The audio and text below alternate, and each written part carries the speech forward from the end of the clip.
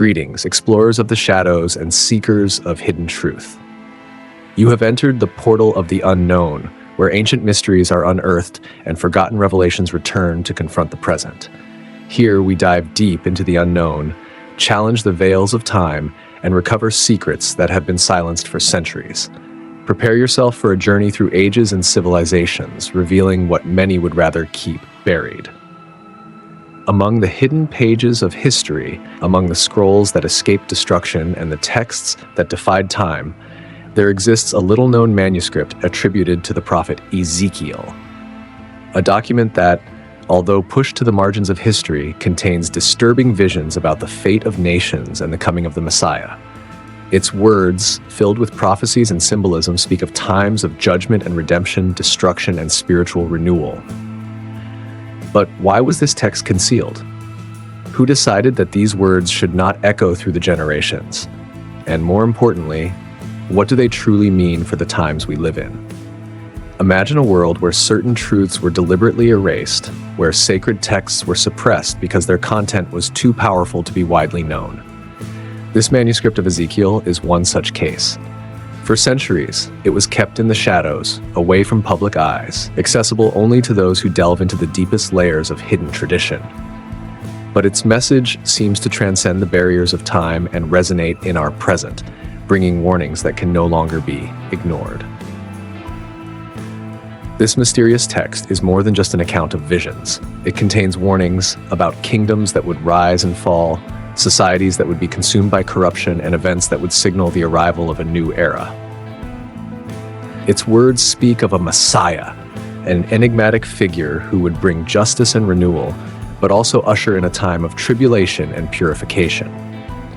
The echoes of this prophecy have traveled through the centuries and reached us. But are we truly ready to understand what is about to unfold? Many scholars believe these revelations were cast aside because their content challenged the structures of power, questioned established dogmas, and contained truths that could radically change the way we perceive spirituality and humanity's destiny. What do these words truly mean? What hidden messages were buried under layers of censorship and oblivion?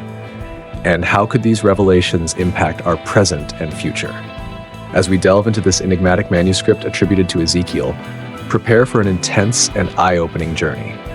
Keep your mind open, for what we are about to uncover may challenge everything you've ever heard about prophecies, destiny, and the coming of a new age.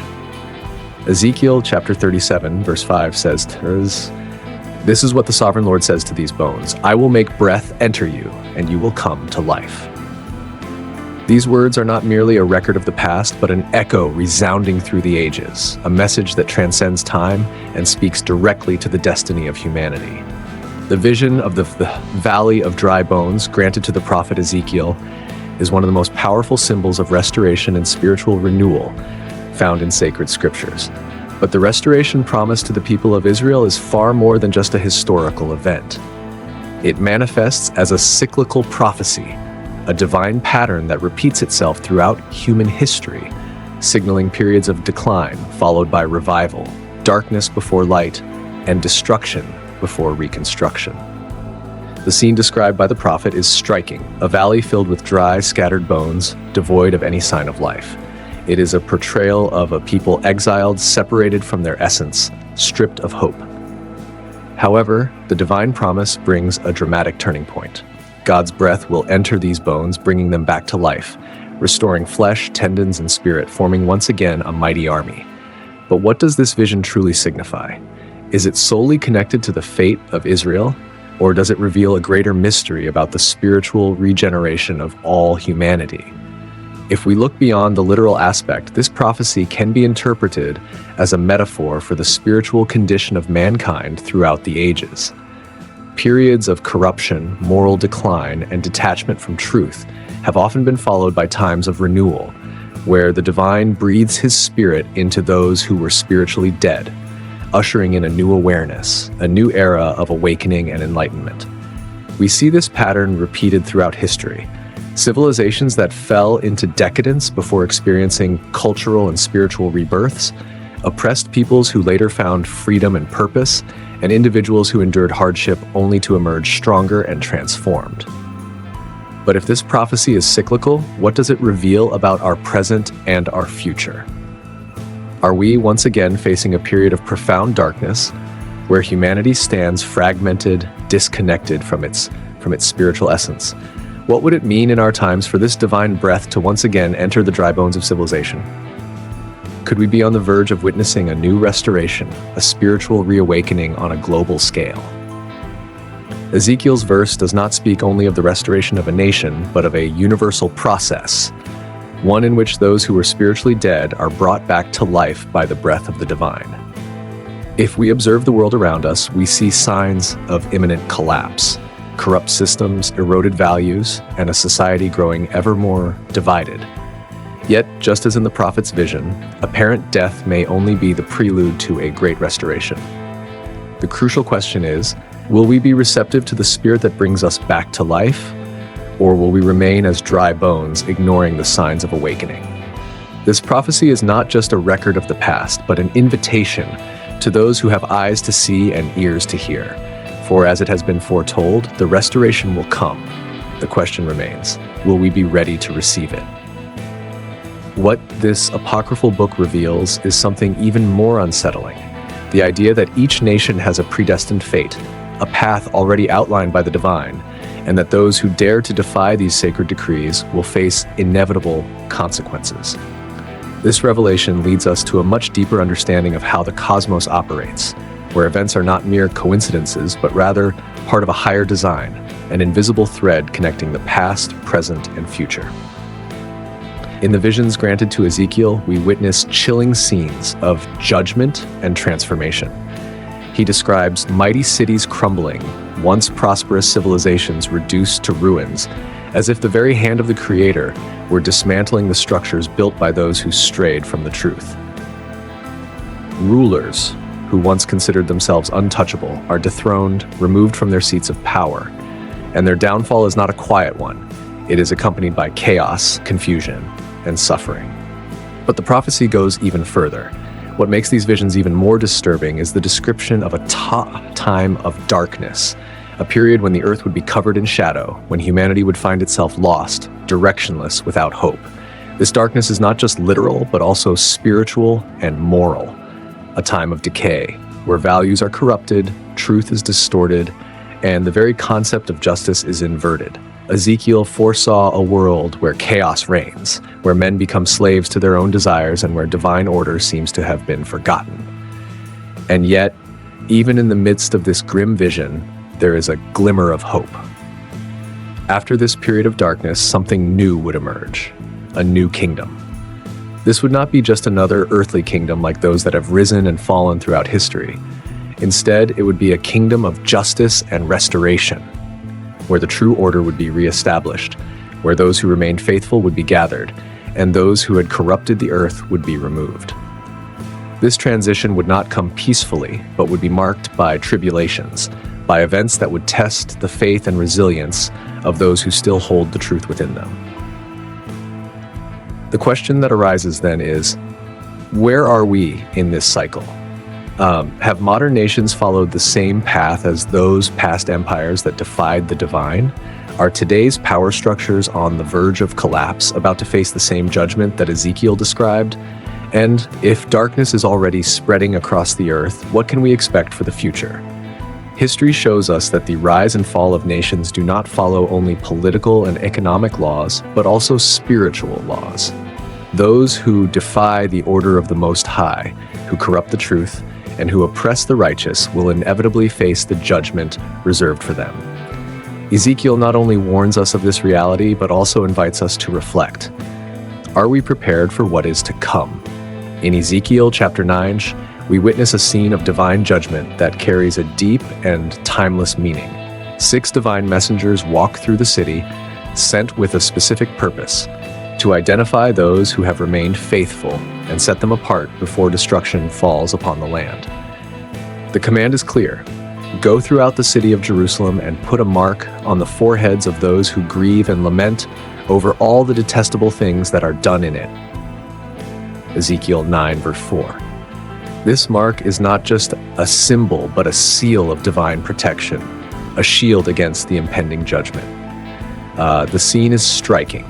While the faithful are marked, the city is consumed by chaos, corruption, and spiritual decline. This event is not just a moment in ancient Jerusalem's history, but a recurring pattern throughout human civilization, where cycles of moral decay are inevitably followed by purification and judgment. The mark placed upon the faithful is not merely a physical sign, but a divine recognition of those who have not bowed to injustice, those who have not silently accepted the spread of darkness. But what Ezekiel describes goes beyond a single historical event. It is a prophetic pattern, an archetype that repeats across different eras. Throughout history, there have always been those who stood firm amidst corruption, those who mourned and lamented over the abominations of their generation. The mark mentioned in this chapter is not just a visible symbol, but a spiritual separation, a distinction between those who walk in truth and those who surrender to decay. If we look around today, we see similar signs unfolding in our world.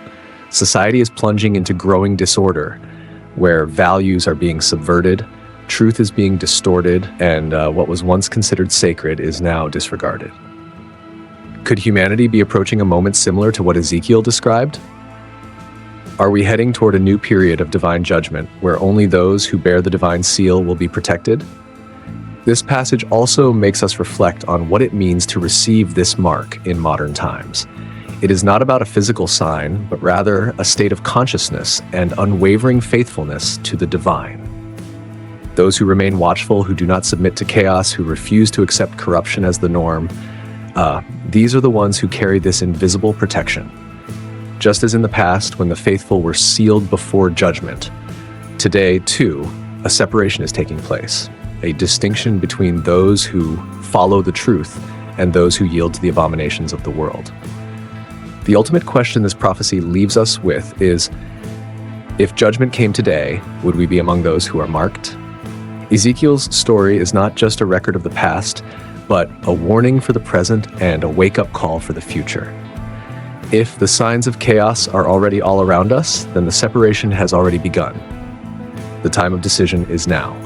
The Apocryphal Book of Ezekiel expands on this vision, revealing that divine judgment is not confined to a single period of history, but repeats in cycles, shaping the fate of civilizations over time. What happened in Jerusalem was not an isolated event, but rather a prophetic pattern that manifests whenever people stray from the divine will. The fall of empires, the rise of tyrants, and the corruption of nations follow a structure that repeats with chilling precision, as if they were echoes of a prophecy that never ceases to be fulfilled. In light of this understanding, an inevitable question arises: are we living on the brink of a new fulfillment of these prophecies? If we examine the signs of our time, we see disturbing parallels with the events described in the scriptures. Moral decline spreads like a shadow over humanity, dissolving the fundamental values that uphold order and justice. Chaos and the inversion of principles become commonplace, and those who try to remain faithful to the truth are ridiculed or persecuted. Moreover, the incessant conflicts intensify, showing that humanity seems incapable of finding peace. Wars, political crises, and territorial disputes ravage nations, each one seeking to impose its vision of power without regard for the spiritual consequences of its actions. Leaders, instead of guiding their people with wisdom, become instruments of destruction, repeating the same mistakes of civilizations that have already fallen. Then there is the insatiable quest for power. The relentless desire for control, wealth, and influence is one of the most revealing aspects of a people's decline. Rulers and leaders sacrifice principles for hidden agendas, putting their own interests above the common good.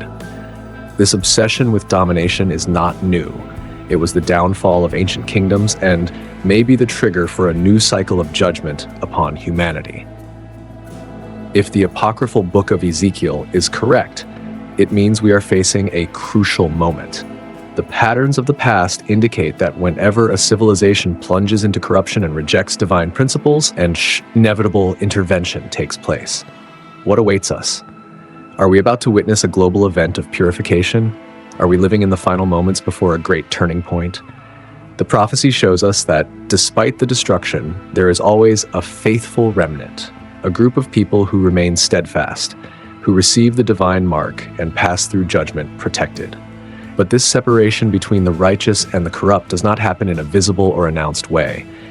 It happens now, at this very moment, within the heart of each individual. The question that remains is, are we among those who will be marked for protection, or among those who will be delivered to judgment? If the signs are already around us, then the time for decision has already come. But there is hope. At the end of his visions, Ezekiel offers us a vision of renewal and restoration that transcends the moments of judgment and chaos. He sees a new temple being erected, a sacred space that will be the center of peace and true worship, where God's presence will be restored and dwell among the righteous. Ezekiel's promise is clear and powerful, and I will dwell among them forever. Ezekiel 37:27. This statement is not just a hope for the people of Israel, but for all those who seek truth and justice in a world in constant transformation. The construction of this new temple is symbolic, but also deeply real. It represents not only the physical restoration of a place of worship, but also a spiritual restoration, where the divine will return to the center of people's lives. This temple will not be a building made of stone, but rather a place of encounter between the human and the divine, a sacred space that will be built in the heart and soul of all those who turn toward truth, who seek purity and justice in their actions. Instead of a physical temple, Ezekiel shows us that the true dwelling place of God will be in each individual, in every community committed to living according to divine principles. This promise is a light at the end of the tunnel, a sign that even after judgment and destruction, there is a path to redemption and restoration. The chaos and darkness that seem to dominate the world are not the end of the story. On the contrary, they make way for a new beginning, where God's presence will be permanent and unshakable. The new temple will not just be a place of worship, but a symbol of a spiritual renewal that will take place in all those who embrace this truth. True worship will no longer be an external practice, but an internal expression of a life lived in harmony with divine principles. This vision brings with it the certainty that God's restoration is not limited to a specific time or people. The promise made by Ezekiel is for all nations, all generations, and all individuals who seek with a sincere heart truth, justice, and peace. In the end, it doesn't matter how dark the times may seem or how far justice may appear, God's presence will be restored, and those who remain faithful will be included in this new covenant, where true and lasting peace will be the rule, not the exception. And this hope, which arises in the midst of visions of judgment, is perhaps the greatest testimony that, even in the midst of chaos and destruction, there will always be an opportunity for restoration. Ezekiel's vision is not just a recounting of a distant future, but a continuous invitation for each of us to open ourselves to the divine presence and allow the temple of truth and justice to be built in our own hearts. For as Ezekiel shows us, true worship begins within each of us, and God's kingdom will be established in those who seek to live in righteousness. Are we living in the days when these prophecies begin to come to pass? Looking around us, we see the signs of a world in transformation, a planet where nations are already facing the consequences of their choices and where judgment seems to be unfolding. The conflicts ravaging the world, the political and spiritual crises, and the moral decay are clear indicators that something is about to change. The question before us is no longer if this will happen, but when and how these changes will unfold. Are we on the brink of a new cycle of judgment and renewal, a time of purification that will open the doors for the coming of a new kingdom?